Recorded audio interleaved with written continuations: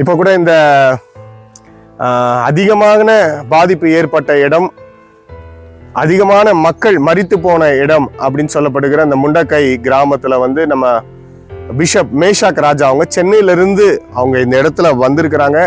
இதுக்கு 6 கிலோமீட்டருக்கு முன்னாடியே வந்து 6 கிலோமீட்டருக்கு முன்னாடியே இந்த ஆர்மி பாலம் கட்டின அந்த சூரமலான்ற பகுதிக்கே நீங்க அங்க வந்தா போதும். இங்க வந்து சேஃப்டி கிடையாது, இது வந்து எனி டைம் வந்து நிலச்சரிவு ஏற்படும், அதனால நீங்க வர வேண்டாம் அப்படின்னு அவங்களுக்கு சொன்ன பிறகு கூட இல்லை, நான் நேரடியாக அந்த இடத்துல போகணும், பாதிக்கப்பட்ட அந்த இடங்களை பார்க்கணும், மக்கள் இல்லாட்டெல்லாம் அந்த இடத்தையாவது நான் பார்க்கணும், நான் ஜெபிக்கணும், அதுக்கு தான் இவ்வளோ தூரம் நான் கடந்து வந்திருக்கிறேன் அப்படின்னு சொல்லி இந்த நம்ம பிஷப் ஐயா வந்துட்டு இருக்கிறாங்க.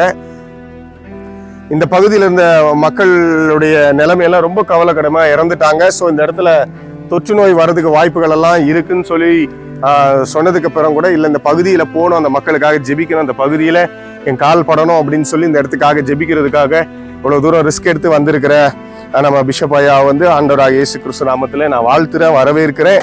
ஸோ இப்போ இந்த பகுதியில் வந்து இந்த பகுதியில் இறந்து போன மக்கள், உறவினர்களை இழந்த மக்கள், இவங்களுக்காக கேரளா மக்கள், இவங்களுக்காக எல்லாம் நம்ம இணைந்து இப்போ ஜெபிக்க போகிறோம்.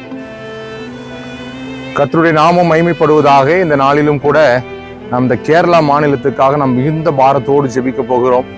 ஆயிரக்கணக்கான மக்களை நாம் இழந்திருக்கிறோம், நூற்றுக்கணக்கான உறவுகளை இழந்திருக்கிறோம். மிகுந்த வேதனையோடு கூட இந்த இடத்துல நின்று இந்த இடத்தை பார்க்கும் பொழுது யாருமே உள்ளே வர முடியாத ஒரு இடம்.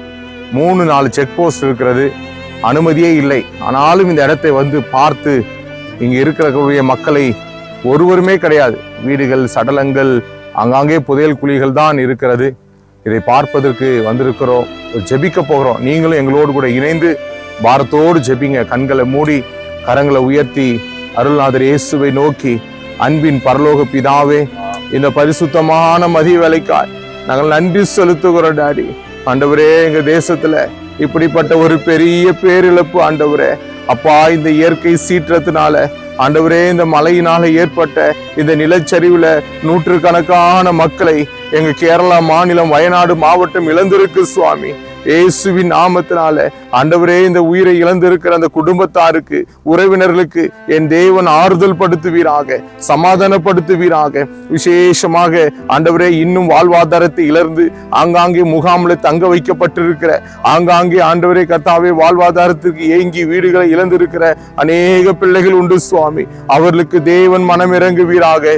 உதவும் கரத்தை நீட்டக்கூடிய 1 லட்சம் மக்களை எழுப்புவீராக, பல கோடி மக்களை எழுப்புவீராக. இந்த மாதிரி சூழ்நிலைகள் மறுபடியும் எங்க தேசத்துல வரவே கூடாது.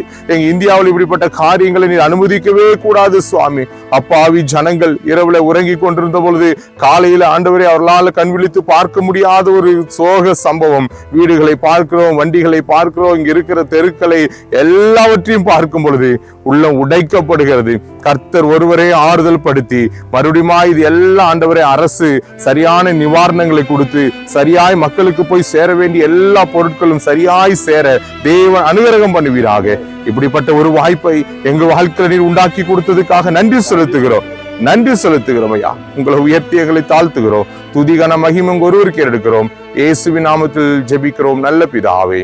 ஆமென், ஆமென், ஆமென். Praise God.